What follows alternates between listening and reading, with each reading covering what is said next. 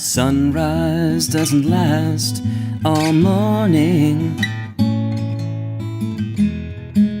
A cloudburst doesn't last all day.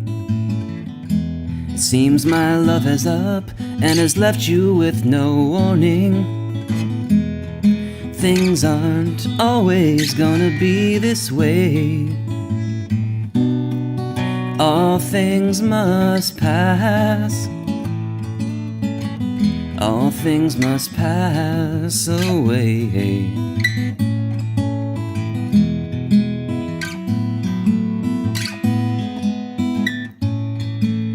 Sunset doesn't last all evening. A mind can blow those clouds away. After all this, my love is up and must be leaving. Things aren't always gonna be this gray. All things must pass. None of life's strings can last. So I must be on my way to face another day. Well, the darkness only stays at night time. In the morning it will fade away.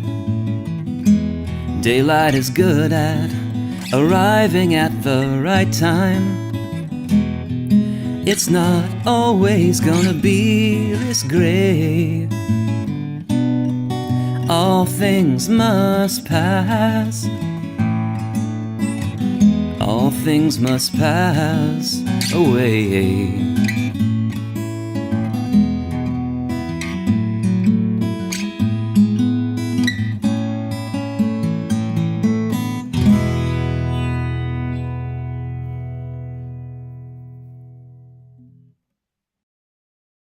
Hi, and welcome to another episode of It Might Get Personal. I'm David McCreath. Our guest today is Spencer Bainbridge, and he did All Things Must Pass by George Harrison. All right, so tell us about this song. Why was this song the one you wanted to play? I bought the All Things Must Pass album, I think when I was probably 17, when they reissued it in a 3 CD box set, or 2 CD box set, with bonus tracks, of course. And I got really excited and I bought it. And then I think a couple months later was 9/11.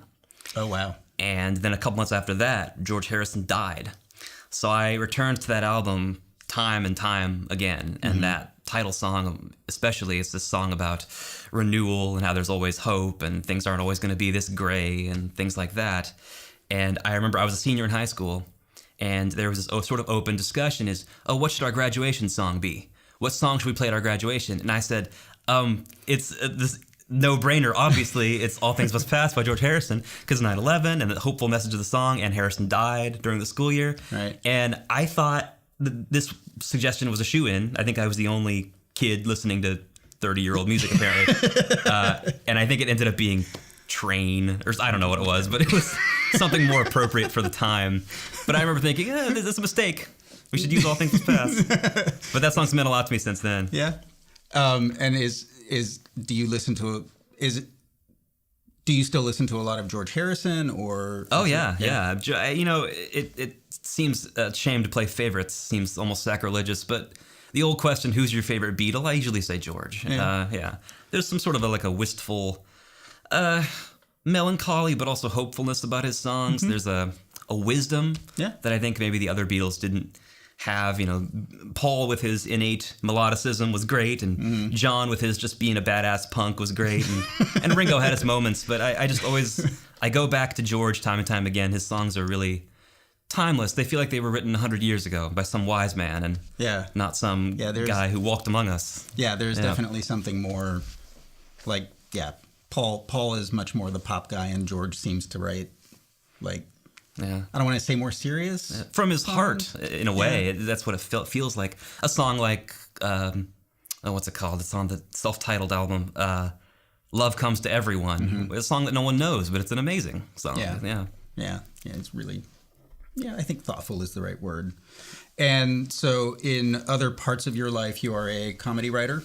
Yeah, I'm a comedy writer. In fact, my fellow comedy writer David Cairns is the one who told me to do this. Enjoy his episode where he sings the "They Might Be Giants" song, on the ukulele. Road movie to Berlin. I teach sketch comedy writing at End Games, which is merging with Piano Fight to become the sketch and improv. What's the word for the powerhouse? 800-pound gorilla. Yeah, in town. So I do that. I'm teaching, and I write sketch and perform. Cool. Teaching sketch writing. Yeah. How? Just curious. How many people come to that? I think there's room in the class for 11 or 12, and Really? we keep selling out, so people want to come do it. Interesting. Yeah. Okay. A lot of the time, it's improvisers who just want to give writing a try. Oh, all right. Or that it's makes sense. or it's writers who need someone to kick them in the ass a little bit and give them a deadline. Got it. Yeah. Because Okay. even self-directed writers, you can't give yourself a deadline and stick to it. No. You need a teacher to. You need somebody on your ass. It's like Weight Watchers, You need to show up and feel the shame of having not done what you were supposed to do to make you do the thing. Shame is a powerful motivator. It is. All right. Great. Well, thank you for coming on the show. Thank you. That was a really nice job. I really liked that. Thank you. That was a good performance. I'm David McCreath. This is Spencer Bainbridge, and this has been It Might Get Personal. We'll see you next time.